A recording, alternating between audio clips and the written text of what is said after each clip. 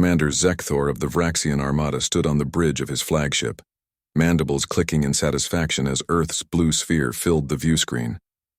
The intelligence reports had been clear. A primitive species barely past their nuclear age, isolated in a forgotten arm of the galaxy. No allies, no defense grid, no chance. "Begin the standard protocol," he ordered, his 4 eyes gleaming with the confidence of 300 successful conquests. The invasion fleet descended through Earth's atmosphere in perfect formation, just as they had done on countless worlds before. Massive dreadnoughts cast shadows over cities, their weapons trained on population centers. The message broadcast simultaneously in every human language, translated by their linguistic AI. Surrender or be annihilated. You have 1 solar rotation to comply. What followed was not what Zekthor expected. Within minutes, thousands of human vessels launched from hidden bases across the planet. They were crewed by Vraxian standards, built with primitive fusion drives and kinetic weapons. But they moved with purpose and precision that seemed impossible for such a young species. "Sir, they're not fleeing," his tactical officer reported, confusion evident in his tone. "They're engaging us?"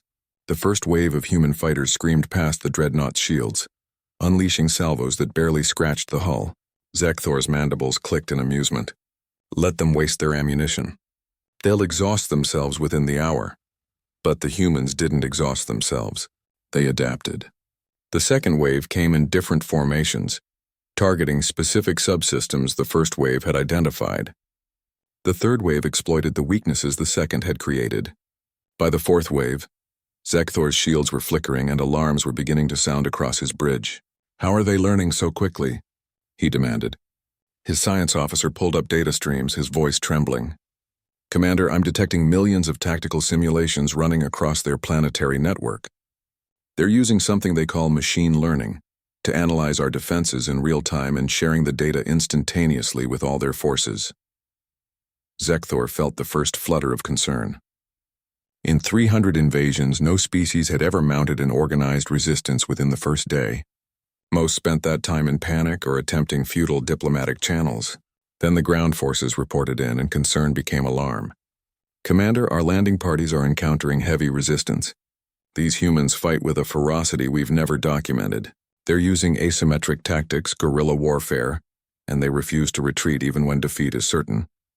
Zekthor pulled up the combat footage. Human soldiers, outgunned and outmatched, were setting ambushes, using their knowledge of urban terrain, and coordinating strikes with a level of tactical sophistication that defied their technological disadvantage. When one unit was destroyed, 2 more appeared, having learned from the first mistakes.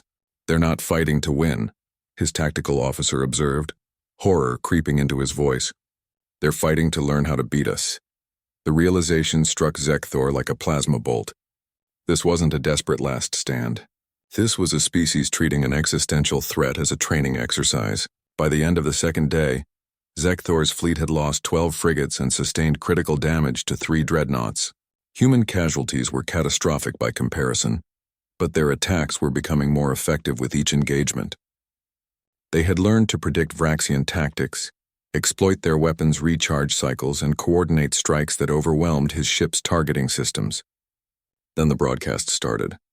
Human communication channels, which should have been filled with panic and despair, instead carried messages that chilled Zekthor's circulatory system.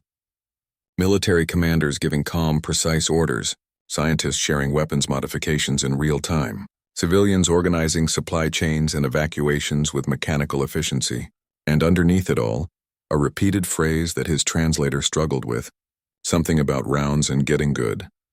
On the third day, human ships began appearing with modified weapons, retrofitted with technology reverse-engineered from captured Vraxian equipment. They had somehow analyzed, understood, and replicated his own weapons in 72 hours. "Impossible," Zekthor whispered. "The Krillians took 50 cycles to achieve what they've done in 3 days." His science officer pulled up historical archives, his hands shaking. "Commander, I've been researching human culture.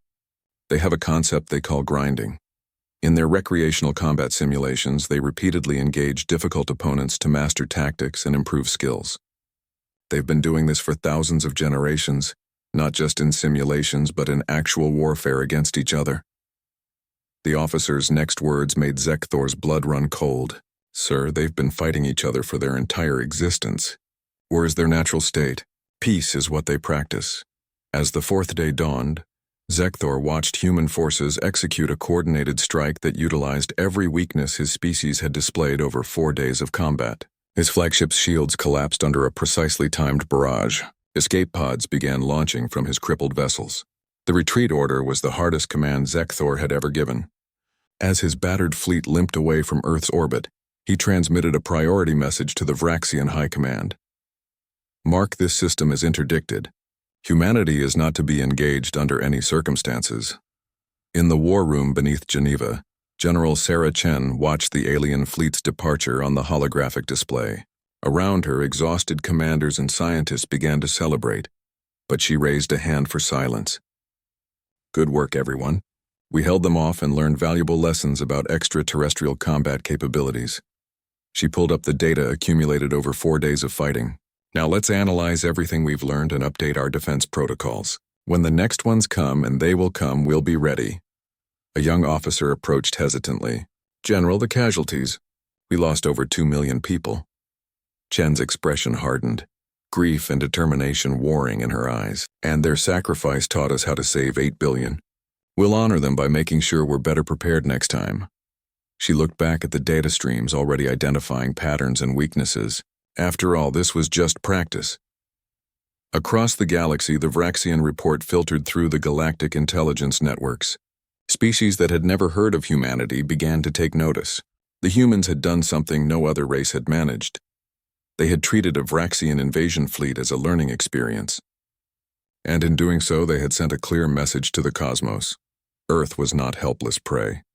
It was a species that turned every fight into a lesson, every battle into training, and every invasion into practice for the real war they knew was eventually coming. They had been preparing for this their entire existence. The Vraxians had just been unlucky enough to be their first test. Word count 147 words.